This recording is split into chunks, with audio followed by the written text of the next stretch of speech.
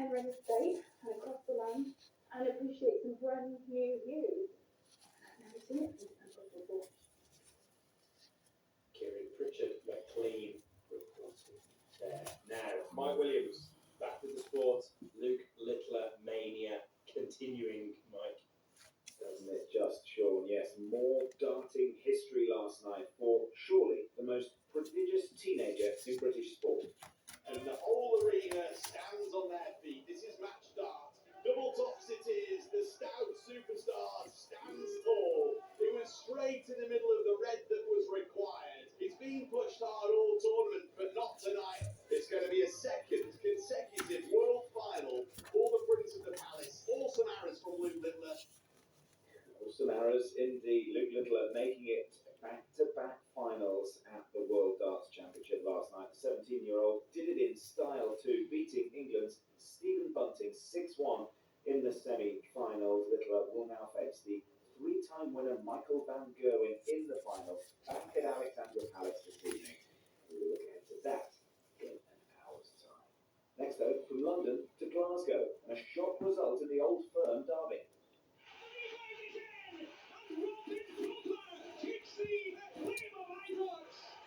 Celtic's unbeaten start to the season is teetering on the brink of it here.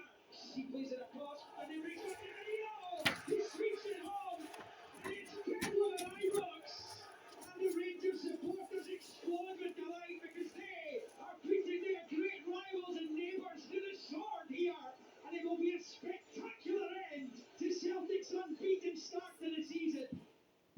Rangers 3, Celtic 0 is how it ended at Ibrox. First win for Rangers over their bitter rivals in 8 attempts. It's cut Celtic's lead at the top of the table to 11 points. Well, shortly after the final whistle, I spoke to the former Rangers and Celtic striker Kenny Miller and asked whether he had seen this shock result coming.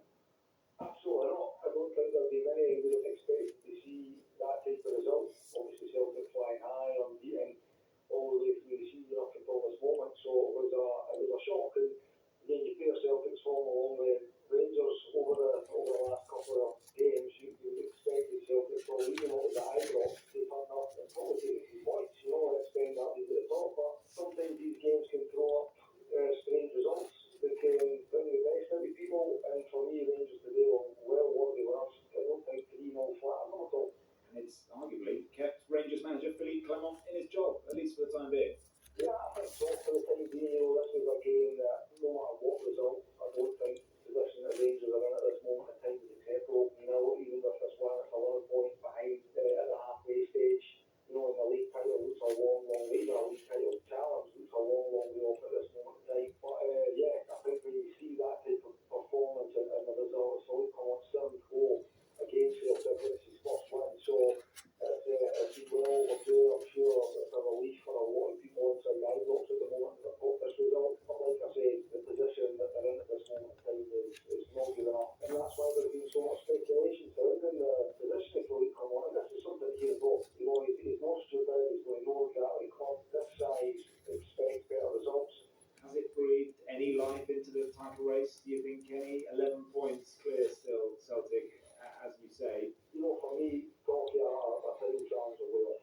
What the team has shown today, they showed a bit of character. They showed a really good energy to their play, which again has been probably lacking over the last, definitely the last two performances. I would say it's been lacking in 3 years old funds, to be honest with you, because the game has been tight, and if you look at the cup final last month, it was one of the lost no penalties, you know, so it's been fine margins over the course of all the games that Philippe Clement has had. But it's shown that they can compete with the Celtic on any given day. It's shown now, finally, that they can beat Celtic on the day. What Rangers now need to show is that they can go beat the next on a consistent basis. That is the former Rangers and Celtic striker Kenny Miller speaking to me yesterday. Elsewhere in Scotland, Dundee United climbed to third in the table after a 2-1 win at rival Dundee. Thanks, Mike. Sir Alex Ferguson is the most successful British manager of all time. So how did this apprentice toolmaker from Glasgow become one of the most iconic figures in sporting history? His strength of character, his determination, the fight. Ferguson was every department. He can be persuasive, he can be charming, he can be frightening. I'm Kelly Cates, and this is Sporting Giants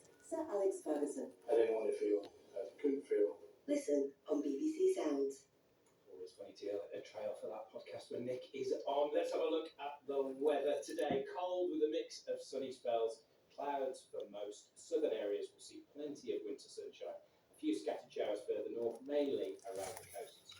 These could be wintry in places. Yeah, I think I'm going to just be listening to that show. Now, talking what you can listen to in the next half hour of the programme, we'll ask what more can be done to encourage volunteers to help raise puppies and cut a long waiting list. There is 4 guide dogs. You're listening to Today on BBC Radio 4 with Sean Farrington in Salford, Nick Robinson in Ipswich, and Charles Carroll has a summary of the news. The government is setting up an independent commission to look at reform of adult social care in England.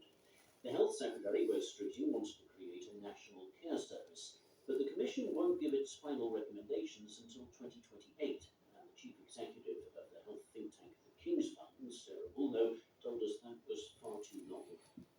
Anti-corruption investigators in South Korea have suspended an attempt to arrest the impeached president Yoon Suk-yeol after a standoff. They had entered the presidential compound in Seoul, but were denied entry to the residence by the presidential security services. Mr. Yoon is wanted over his botched declaration of martial law last month. President Biden has said the US will relentlessly pursue ISIS and other terrorist organizations wherever they are, following a deadly attack in New Orleans. He was speaking after 14 people died when a man plowed through a crowd with a truck. The FBI says the driver, who had declared his support for Islamic State, had acted alone. Sir Nick Clegg is standing down from the US tech giant Meta after 6 years in one of the top jobs in the firm.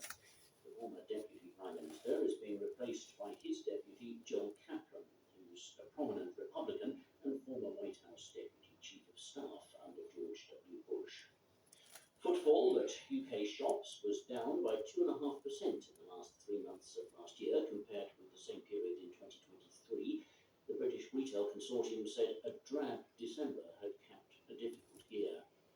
And the UK Health Security Agency is warning that vulnerable and elderly people could be at risk as temperatures drop well below freezing.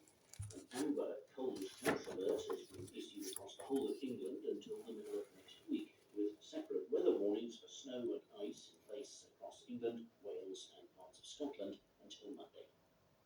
Thanks, Charles. It's 23 minutes to 8. A geostrategic earthquake is how Jeremy Bowen, our international editor, described what has happened in the Middle East over the past year. The fall of Syria's dictator, the destruction of what Iran called its ring of fire around Israel, with huge blows dealt to Tehran's allies, Hezbollah and Hamas, as well, of course, as the continuing humanitarian disaster and continued capture of Israeli hostages in Gaza itself. We've been speaking about all this with General David Petraeus, a former director of the CIA and the man who commanded US forces in both Iraq and Afghanistan. I began by asking whether he agrees with that description. Very much so. Yeah, I think this is seismic change. We don't yet know what HTS in Syria is going to do, and I think that's the most significant of all of the issues. That has been truly a geostrategic earthquake because it denies Iran the ability to provide weapons, ammunition to Hezbollah in southern Lebanon through Iraq and Syria. And, of course, it means that Hezbollah is going to have a very hard time recovering from the enormous damage, the decimation of their leadership, the destruction of their communications capability, and actually forcing them to agree to ceasefire conditions that they would have rejected much earlier on. Let's analyse some of the aspects of that. Let's take Israel. Benjamin Netanyahu is now waiting eagerly for the return of Donald Trump to the White House. Do you think the two men will think it is time now to strike against a weak enemy, against Iran in other words? Or is there a chance, the contrary to that, they may see the chance of a big deal, the big deal that Donald Trump wants to drink with,